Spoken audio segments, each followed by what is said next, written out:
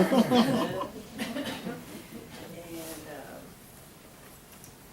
got I'll start with, the title is Vital in the Vile.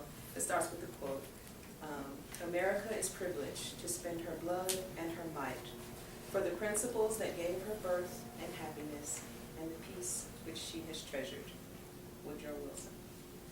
Can I just say that in Nashville, I'm from Tennessee, I'm from Memphis, and I spent some time as a legislative intern in Nashville, which is the capital city, and they have this big building where all the senators and representatives and members, I always thought that was funny that they called themselves members because it just made me think of penises. But, well, indeed. This quote, which I just think is just such a, it's engraved on the legislative plaza where these senators and members and representatives go to work every day. And I just wonder, like, what does this say about, you know, if this is what you see before your face every day as you walk into your job, what does this mean about how you do your job? Poorly. So I'm going to read that again. Yeah. America is privileged to spend her blood and her might. Privileged to spend her blood and her might. Okay. For the principles that gave her birth, that gave our country birth, blood and the might. Okay. And happiness and the peace which she has treasured, because we're such a peaceful country. So. And this is again Woodrow Wilson. And the poem starts: Of here I know something, that worms and bores, holes, tunnels, and squirms through weary dreaming of the roadkill every even mile. It is the casual corrode of vital in the vile. It is settling into its shade a sheer of sightless stone masses, grayed in dust of allegiance. It is the hollowed wash of toxic benediction of sudden extents. It is rotten underneath such a groping faith in the gilded thuds, bumps and rattles, and deafening shatter. It is demanding to be proved in the blood and body. It splits ribs and skull, breaks teeth, rips hair, shreds flesh, gashes open gut, to spread over, slick, and trample into fractures and cracks in the marble, in the pews, in the gavels, in the voting booths, in the family values, in the walls of the Senate chamber, in the Border Patrol badges, in the fine oak of an Oval Office desk.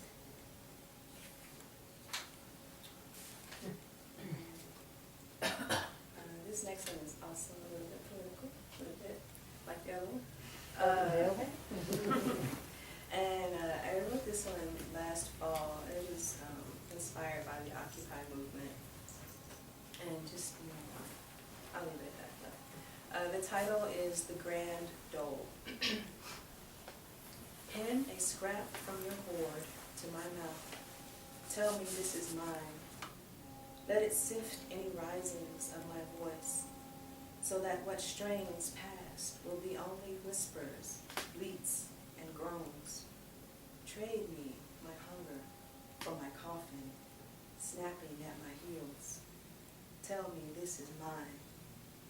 Read me to me, my skin as side effect, my blood as byproduct. Lick your lips, tell me I am in luck. Do not guard me like luxury, patrol me like a thief. Bolt down the lamp, bolt down the evening, bolt down the night.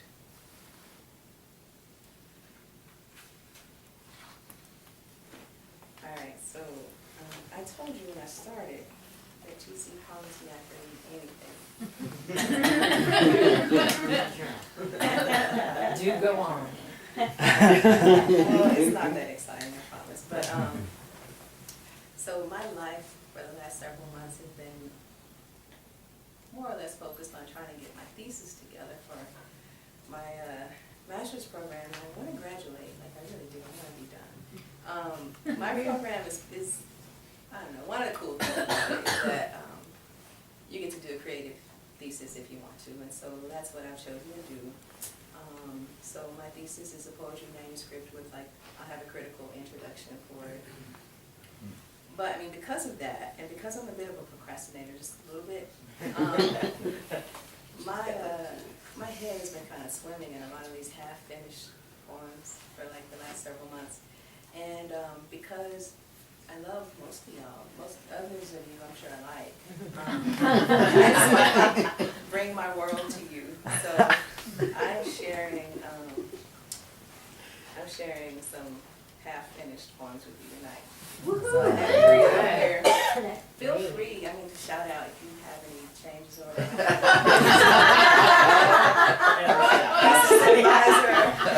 I'm very glad that I'm working even tonight. Speaking of my thesis advisor, this first piece she will probably really love because, you know, I had to do a thesis proposal and I said, this is what I'm going to write about. I'm going to write poetry. These will be the themes. And so everything I've turned in her so far has been like nothing that I said I was going to write about. She's been really kind about it, which is great. That's but, called writing. Yeah. She's a writer, so I think she might. But this piece she might actually like because it may be the one in the whole collection that actually fits the themes. So it's got a tentative title, which is Pale Grandfathers. How do I honor them? For weeks I dreamed of ghost-eyed old men, strangers to me, these pale grandfathers, with my dark grandmothers peering from beneath their freckled arms and pressing their fingers against my lips. How do I honor them? I was shaken awake when they roared in the alley behind my house and rattled the bars on my bedroom window, these pale grandfathers with bared teeth, whose picked dry bones I shook too carelessly into a fan-shaped tree. How do I honor them? Grandfather, you, I am only you and you, home to roost. You had to see it coming, my pale grandfathers. I wrote a ceremony to steal them. I hoped to quiet them with my boldness. I wrote for their names, but I did not write to honor them. They cast their rage against my questions, against my even speaking their names, as if I felt entitled to, these pale grandfathers. If you have any suggestions, talk to me now. All right, this next one is again a draft. I have no idea if it will even make it into the manuscript for my thesis. About 3 weeks. 3 weeks, oh. I told you I'm a bit of a procrastinator, so I'm about halfway there. Things are going to be fun. This one, I don't know if it'll make it there. It's got, it doesn't have a title. It's in 3 parts. What I will say is definitely picking at some old scabs of mine. So I needed to write it whether it goes to the thesis or not.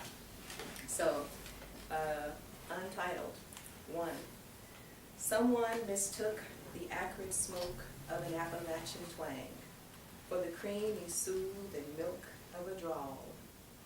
Someone asked once, and the tall ones, say it again.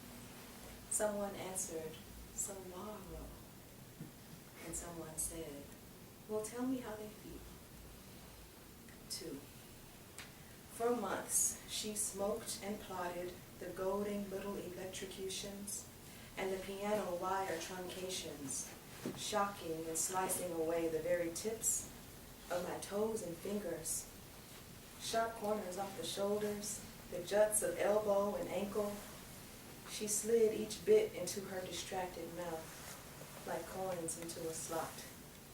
She was angling for the heart, waiting for it to slip like a tired, wet sponge from between 2 gapped ribs. 3. She made off like a bandit, riding hard out of the Southwest, infamous for setting her own heels on fire. She blew out of here like a dirt devil, whirling, redepositing, misdepositing. She rolled out like a dung beetle, with only the bare necessities. She fled like an outlaw who shot the wrong person, then shot 5 more to cover it up. Amen. You get it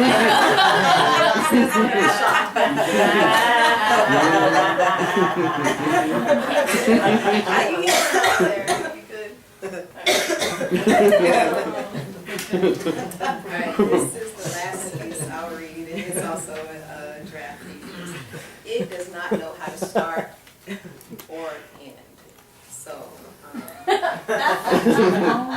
even the middle is in question, but. It's almost ready. Oh, yeah, I'm gonna share it with you anyway, it's on paper. And here's what we'll do, because I don't really know how it ends, when I think it might need to end, I'll just give a little shrug. And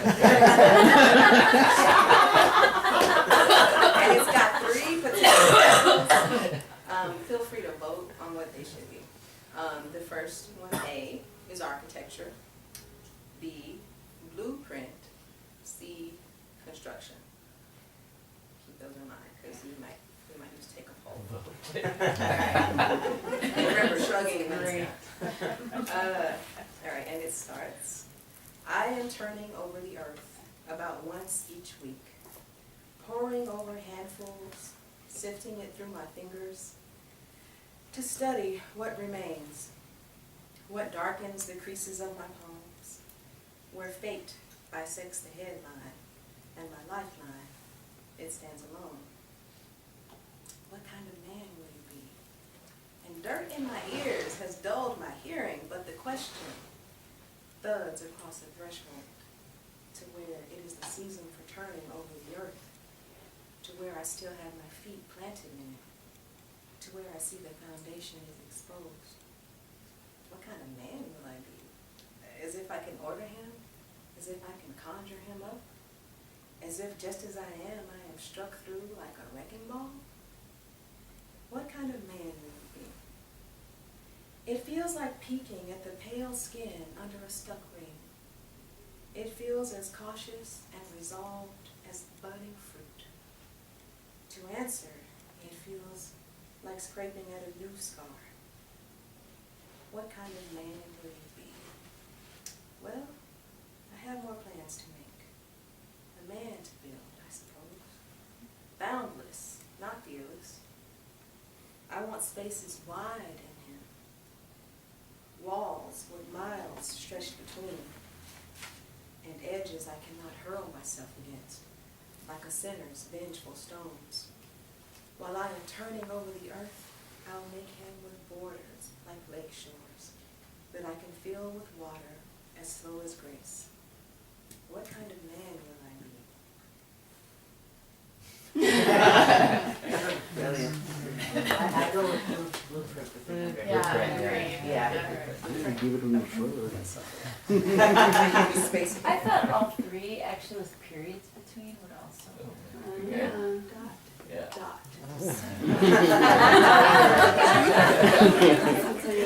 All right. It begins with the Yeah, earth okay, yeah. makes the pieces of my palms. Really. Alright. Word. Just feel free to call. And the shrug is a perfect technique. Yeah, that's what I was. You should just like Can I write write that yeah, in? you should write that. Shrugs in brackets. Yeah, there you go. Place. Yeah. Yeah. Easy. Yeah, right. Emoticon, there you go. Well, that's all I got, y'all. Thank you. Beautiful.